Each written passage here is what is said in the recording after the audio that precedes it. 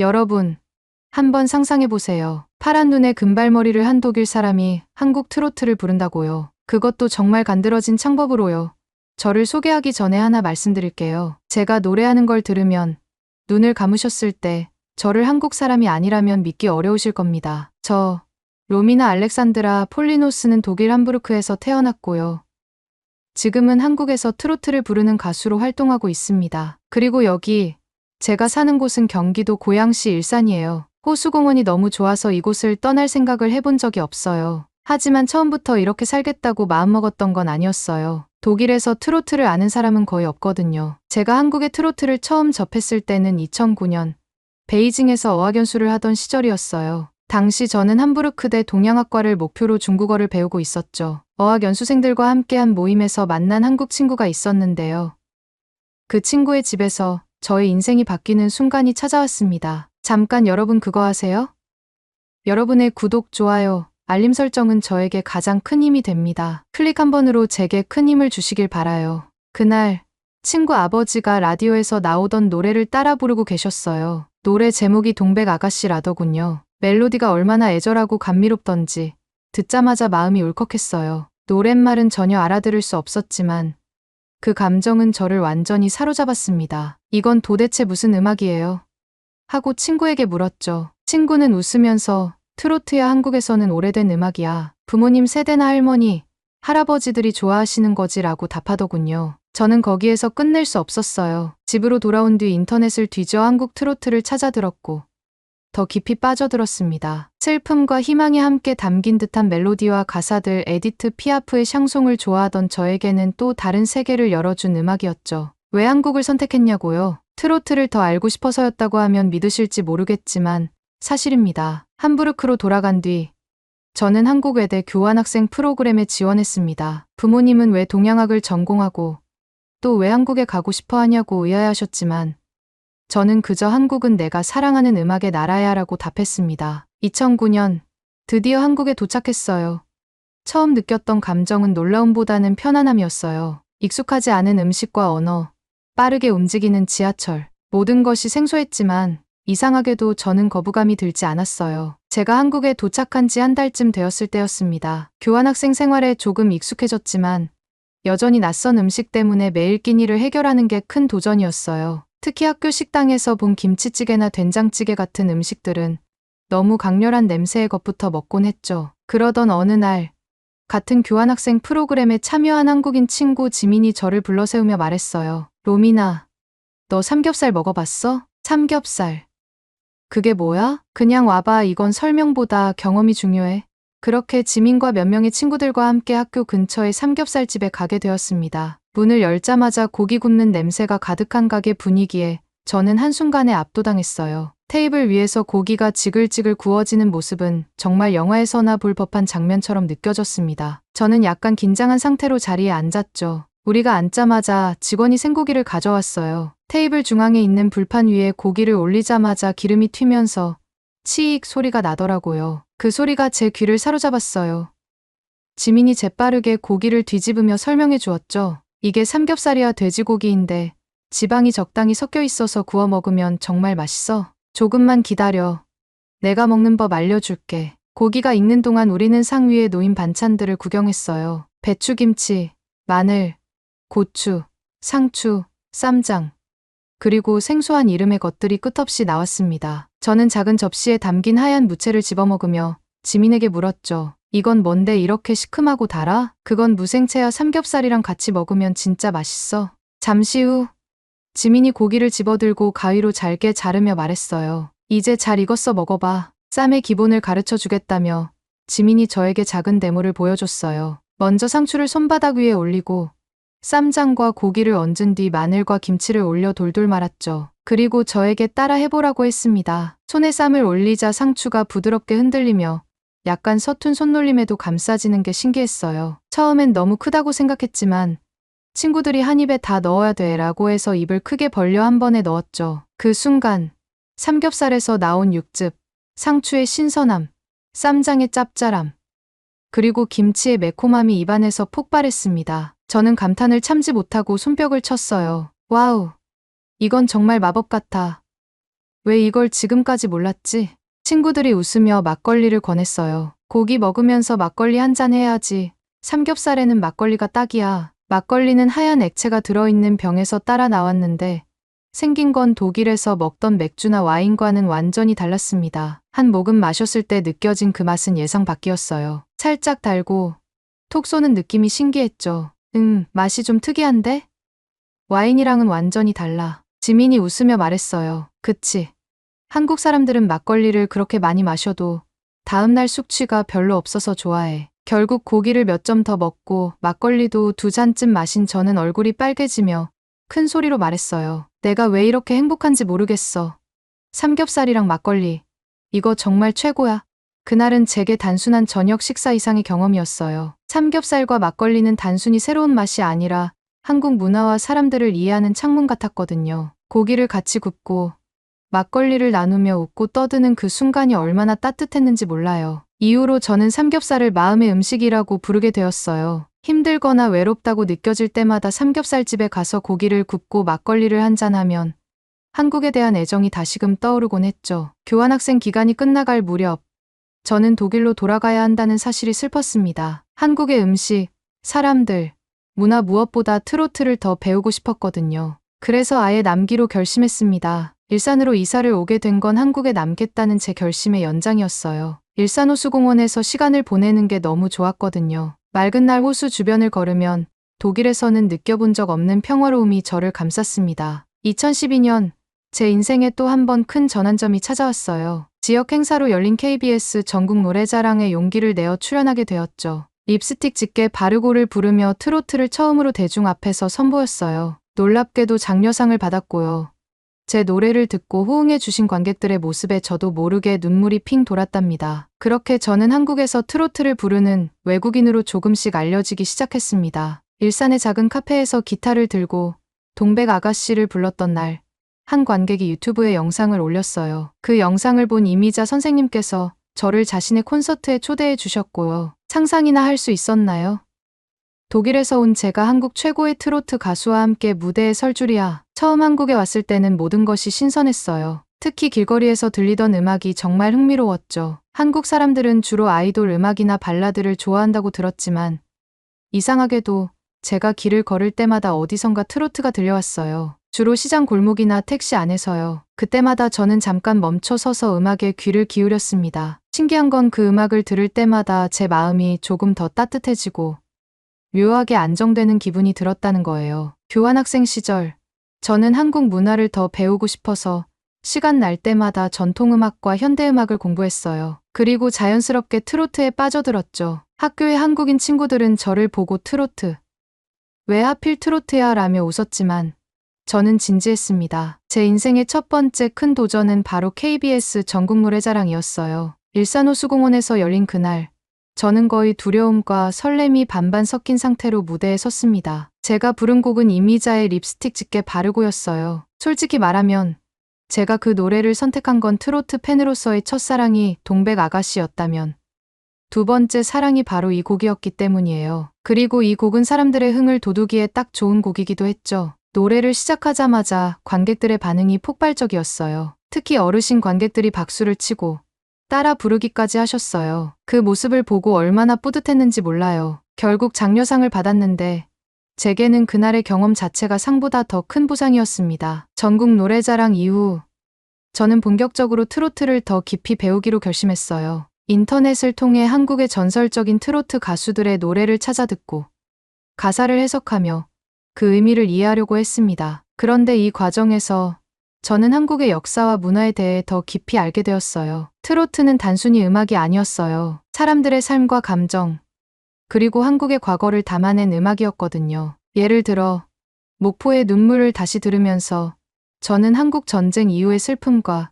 그리움을 느꼈어요. 그런 음악을 부르는 건 그저 멜로디를 따라 부르는 것이 아니라 그 감정을 제대로 이해하고 표현해야 한다는 걸 알게 되었습니다. 이후로는 더 많은 무대에 서게 되었어요. 작은 지역 행사부터 시작해서 학교 축제, 그리고 노래 경연대회까지요. 한 번은 학교 동아리 축제에서 남행열차를 부르며 무대를 장악했던 기억이 나요. 관객들이 모두 춤을 추고 노래를 따라 부르던 그 순간 저는 이 음악이 사람들을 얼마나 행복하게 만들 수 있는지 깨달았죠. 그런데 제 인생의 가장 놀라운 사건은 이미자 선생님과의 만남이었어요. 제가 유튜브에 기타를 치며 동백 아가씨를 부르는 영상을 올렸는데 그것이 선생님의 눈에 띄게 된 거죠. 처음 연락을 받았을 때는 믿기지 않았어요. 제가 정말로 한국 트로트의 전설과 같은 분을 만날 수 있다니요. 이미자 선생님은 제게 트로트의 감정 표현에 대해 많은 것을 가르쳐 주셨어요. 그리고 실제로 선생님의 콘서트 무대에도 저를 초대해 주셨습니다. 저는 그 무대에서 흑산도 아가씨를 부르며 엄청난 환호를 받았어요. 그날 느꼈던 감정은 아직도 잊을 수가 없습니다. 일산은 제게 두 번째 고향과도 같아요. 호수공원 주변의 작은 카페에서 기타를 들고 노래를 연습하던 날들이 특히 그리워요. 종종 지나가던 사람들이 제 노래를 듣고 발길을 멈추며 환하게 웃어주었는데 그럴 때마다 마음이 따뜻해졌죠. 한 번은 저를 보러 온 관객 중에 한 어르신이 계셨어요. 그분은 저를 보자마자 이렇게 말씀하셨어요. 외국 사람이 트로트를 이렇게 부르다니 정말 대단하구먼. 우리 한국 사람들도 이렇게 간드러지게 부르긴 어려워요. 그 말을 듣고 얼마나 감사했는지 몰라요. 트로트를 통해 저는 한국의 역사와 문화를 더 깊이 이해하게 되었고 동시에 사람들과 감정을 나누는 법을 배웠어요. 제가 노래를 부를 때 가장 행복한 순간은 사람들이 제 노래를 통해 기뻐하거나 위로받는 모습을 볼 때입니다. 여러분, 트로트는 단순히 오래된 음악이 아니에요. 그것은 사람들의 이야기이고 그들이 살아온 시간과 감정을 담은 특별한 유산입니다. 제가 한국에 와서 트로트를 배우고 부르며 느꼈던 그 모든 순간들은 제 삶을 완전히 바꿔놓았어요. 한국에서 트로트 가수로서 이름을 알리게 되면서 제 일상은 점점 바빠졌어요. 유튜브에 올린 동백 아가씨 영상이 화제가 된 뒤 소규모 콘서트와 방송 출연 제안이 이어졌습니다. 정말 믿을 수 없는 일이었죠. 특히 이미자 선생님과의 인연은 제게 말로 다 표현할 수 없는 영광이었어요. 한국의 트로트 전설과 같은 무대에 설 수 있다는 건 상상도 못했던 일이니까요. 하지만 모든 일이 순조롭게만 흘러가진 않았어요. 트로트를 통해 얻었던 기쁨만큼이나 때로는 큰 오해와 위기를 겪기도 했습니다. 제 인생에서 가장 중요한 무대 중 하나는 2016년 한 지방 도시에서 열린 트로트 축제였습니다. 이 축제에서 저는 이미자의 섬마을 선생님을 부르기로 했어요. 무대에 오르기 전 준비를 철저히 했습니다. 노래 가사를 외우고 감정을 담아 부르기 위해 몇 주간 연습에 매달렸죠. 그날 무대에 올랐을 때 관객들의 환호가 정말 뜨거웠어요. 제게 손을 흔들고 사진을 찍는 사람들을 보며 긴장도 조금 풀렸죠. 노래가 시작되고 저는 최대한 감정을 담아 한 소절씩 부르기 시작했습니다. 그런데 두 번째 소절을 부르던 중 갑자기 마이크가 꺼져버린 거예요. 순간 어찌할 바를 몰랐습니다. 무대 위는 정적이 흐르고 관객들도 웅성거리기 시작했어요. 저는 머릿속이 하얗게 변했지만 바로 마음을 다잡았습니다. 괜찮아, 이건 버스킹 때도 겪었던 일이야. 그냥 노래를 이어가면 돼.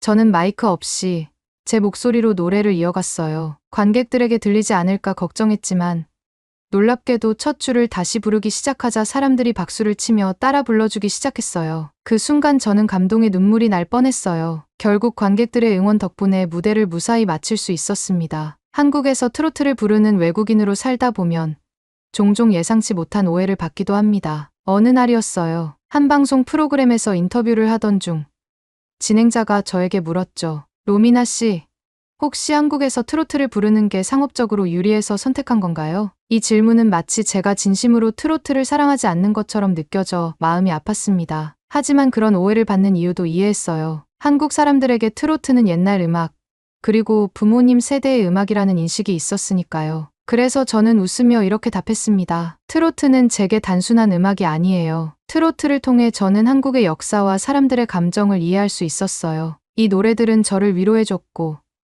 그래서 저도 다른 사람들에게 위로를 줄 수 있다고 믿어요. 그날 인터뷰 이후 많은 사람들이 제 진심을 알게 되었다며 격려의 메시지를 보내왔어요. 이 경험은 제게 한국의 트로트를 알리는 데 더 열정을 쏟아야겠다는 다짐을 하게 해주었죠. 또 한 번의 어려움은 공연 후 팬들과의 만남에서 벌어졌습니다. 한 어르신 팬이 다가와 말했어요. 로미나 양, 정말 한국 사람처럼 노래를 잘하네. 그런데 왜 그렇게 외국인 같아? 한국 사람처럼 한복을 입어보면 더 좋지 않을까? 그 말은 격려의 뜻으로 하신 말씀이었지만 저는 순간 당황했습니다. 제 외모가 외국인이라는 이유로 노래와 감동이 덜 전해진다는 느낌이 들었거든요. 저는 그날 밤 고민했어요. 내가 외국인이기 때문에 트로트를 부르는 것에 한계가 있는 걸까? 하지만 이내 깨달았습니다. 제가 한국 트로트를 사랑하는 이유는 제 외모나 국적 때문이 아니었어요. 감정과 이야기로 사람들과 연결될 수 있기 때문이었죠. 그날 이후로 저는 한복을 입고 공연에 나가기도 하고 또 제 방식대로 평범한 옷을 입으며 진심을 담아 노래를 부르기도 했습니다. 이런 위기들을 극복하며 저는 더 단단해졌습니다. 그리고 무엇보다 트로트라는 음악이 제게 주는 힘을 더 강하게 느꼈죠. 예전에 어느 지방 행사에서 한 할머니가 제 손을 잡고 하신 말씀이 아직도 기억에 남아요. 로미나 양, 나는 트로트가 그저 옛날 노래라고 생각했어. 그런데 당신이 부르는 걸 들으니까 다시 젊어진 기분이야. 정말 고마워. 그날 저는 확신했어요. 트로트는 한국 사람들에게 단순한 음악이 아니에요. 그것은 과거의 추억이자 위로이며 사람들과 사람들을 연결하는 다리예요. 제가 외국인이든 아니든 이 감정을 전할 수 있다면 제가 이 음악을 부르는 이유는 충분히 정당하다고 생각했습니다. 트로트를 부르며 겪었던 크고 작은 위기들, 그 속에서 저는 스스로를 더 사랑하게 되었고 제 음악을 통해 한국과 더 깊이 연결될 수 있었습니다. 가끔씩 이런 생각을 합니다. 만약 내가 그때 동백 아가씨를 듣지 않았더라면 지금 어디서 어떤 삶을 살고 있을까? 아마도 독일 함부르크에서 동양악을 전공하며 조용히 살고 있었을지도 몰라요. 하지만 지금 저는 한국에서 트로트를 부르며 제가 사랑하는 음악과 문화를 사람들과 나누고 있어요. 한국에서의 삶은 저에게 단순히 다른 나라에서의 경험, 그 이상이 되었어요. 그것은 새로운 시작이었고 지금도 여전히 진행 중인 이야기랍니다. 제가 한국에서 겪었던 가장 감동적인 순간 중 하나는 제가 트로트를 부르며 만난 사람들 덕분에 얻은 따뜻함이었어요. 트로트를 사랑하는 팬들은 정말 가족 같은 마음으로 저를 응원해 주셨거든요. 한 번은 제가 고양시에서 열린 작은 공연에 참여했을 때였어요. 그날은 겨울이었고 날씨가 너무 추워서 손이 얼어붙을 정도였어요. 무대에서 기타를 치며 노래를 부르는데 손끝이 저려서 코드가 제대로 안 잡히더라고요. 공연을 마치고 무대 뒤로 내려왔을 때 한 어르신이 제게 따뜻한 호빵과 차를 건네셨어요. 춥지?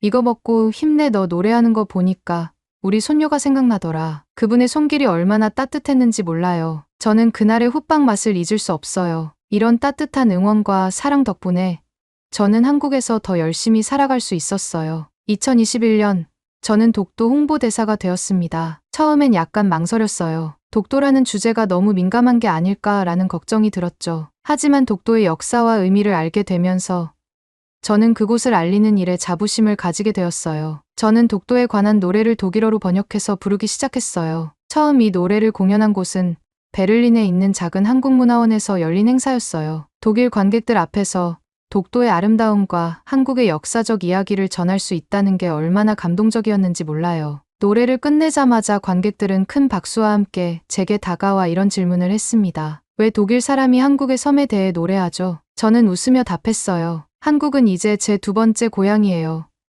제가 사랑하는 고향을 지키는 건 당연한 일이잖아요. 그날 이후로 독일에 사는 많은 사람들이 독도와 한국 문화에 관심을 가지기 시작했어요. 일산은 제게 또 다른 가족 같은 곳이에요. 특히 호수공원은 제가 힘들 때마다 찾아가는 위로의 장소랍니다. 어느 봄날 벚꽃이 만개한 호수공원을 산책하다가 문득 여기가 정말 내 집이구나라는 생각이 들었어요. 그날 저는 기타를 들고 호수공원 한편에 앉아 즉흥적으로 목포의 눈물을 불렀습니다. 지나가던 사람들이 발걸음을 멈추고 저를 지켜봤어요. 어떤 분은 눈물을 글썽이며 이렇게 말했어요. 한국 사람이 아닌데 이 노래를 이렇게 부르다니 정말 대단하네요. 그 말에 저는 울컥했어요. 제가 한국에서 트로트를 부르며 살 수 있었던 건 제가 이 나라를 사랑하기 때문이지만 동시에 이 나라 사람들이 저를 사랑해 주었기 때문이기도 하거든요. 물론 한국에서의 삶이 항상 쉬웠던 건 아니에요. 외국인으로서의 정체성, 문화적 차이,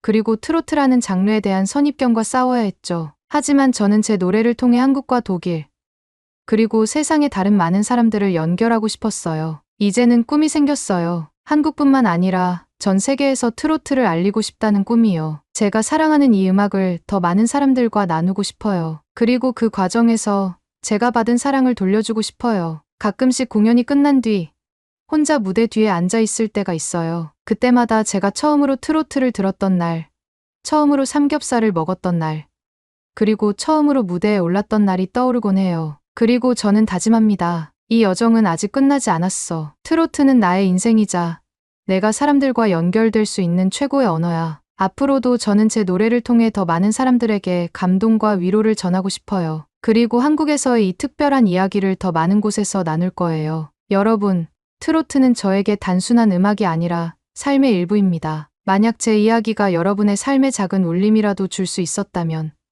저는 그것으로 충분히 행복합니다. 오늘의 이야기는 여기까지입니다. 오늘의 사연이 마음에 드셨다면 구독, 좋아요 부탁드리겠습니다. 소중한 시간 긴 이야기 끝까지 들어주셔서 진심으로 감사합니다. 앞으로도 더 좋은 사연으로 여러분을 찾아오겠습니다. 시청해 주셔서 감사합니다.